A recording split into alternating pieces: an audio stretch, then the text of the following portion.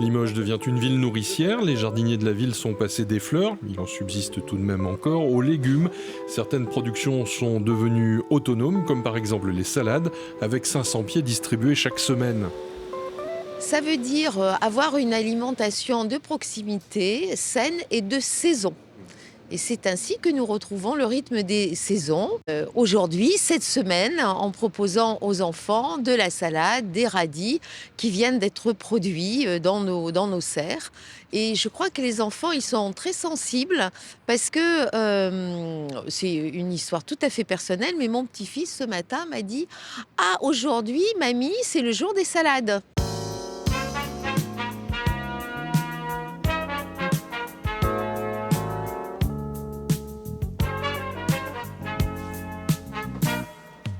Patrice, il pleut, ça c'est bon signe. C'est un bon temps.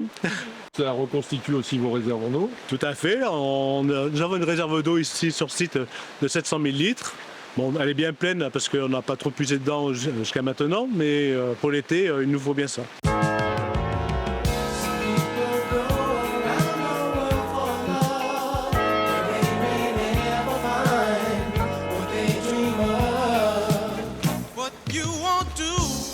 Donc pour les restaurants scolaires, on part à peu près sur 500 salades pour faire l'ensemble des restaurants scolaires.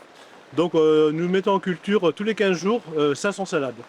Donc on voit derrière moi, vous voyez, il y a 2 séries là qui sont prêtes dans peu de temps. Hein. On dit à peu près 10 à 15 jours. Nous n'en avons qu'une variété, hein, je prends devant moi, elle s'appelle Kela. C'est une laitue Batavia qui est de saison. Et après on verra, suivant les saisons, on va évoluer dans les variétés de salades. En ce moment c'est de la laitue Batavia, après on passe ça sur la laitue tout court, on va au fur et à mesure des avancements, après de la salade d'hiver à l'automne. Sur de la terre mélangée avec du compost, nous avons amené quand même, pour amener un petit peu de la matière, un engrais utilisable en agriculture biologique, bien sûr. Et l'arrosage est fait avec les lots de récupération d'eau de pluie.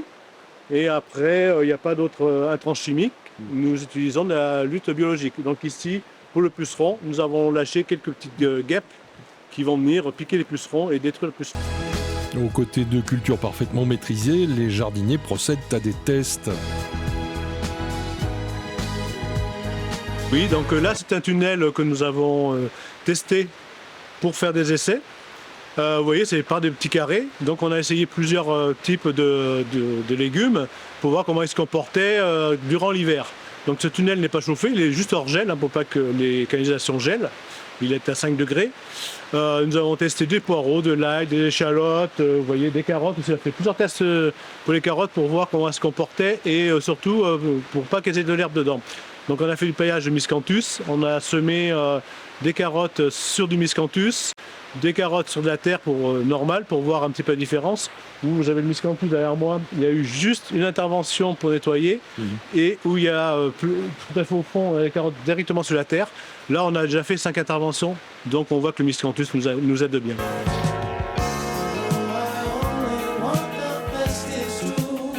Dans l'ancienne serre des plantes vertes, plusieurs rangs de différentes variétés de fraises. 1500 pieds d'installés sur toute la serre. Donc après, on a 6 variétés différentes que l'on a testées pour voir le goût, lesquelles c'est les meilleures. Et l'année prochaine, on partira sur peut-être que 2 variétés, sur celles qui seront les plus acidulées ou celles que les enfants aimeront le mieux. Quelques auxiliaires des jardiniers sont à l'ouvrage.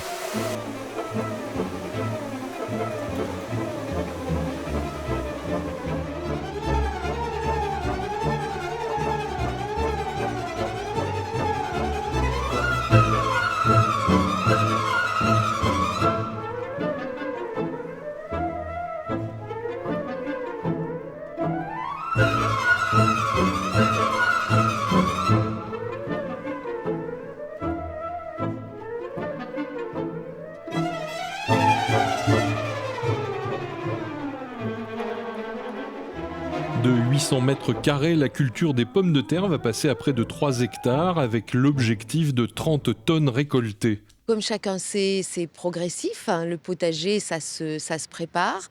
On est parti d'une superficie modeste pour aller vers plusieurs hectares.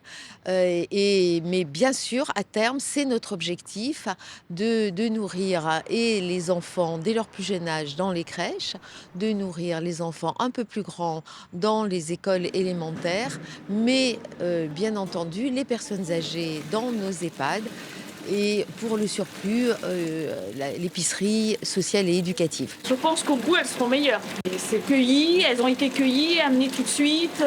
Elles seront.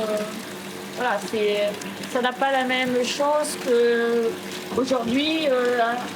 Alors moi, je suis une agricultrice, j'adore le jardin, donc je fais déjà. Donc je trouve que c'est un produit frais, un produit. Voilà. Et les enfants, ils sont contents aussi. Ça leur permet de découvrir que finalement, il y a beaucoup des enfants qui m'ont demandé où se trouvaient les serres et tout ça quand on a fait les radis des jardins de la ville la semaine dernière. Les enfants goûtent. Ils ont le droit de ne pas aimer, mais on goûte.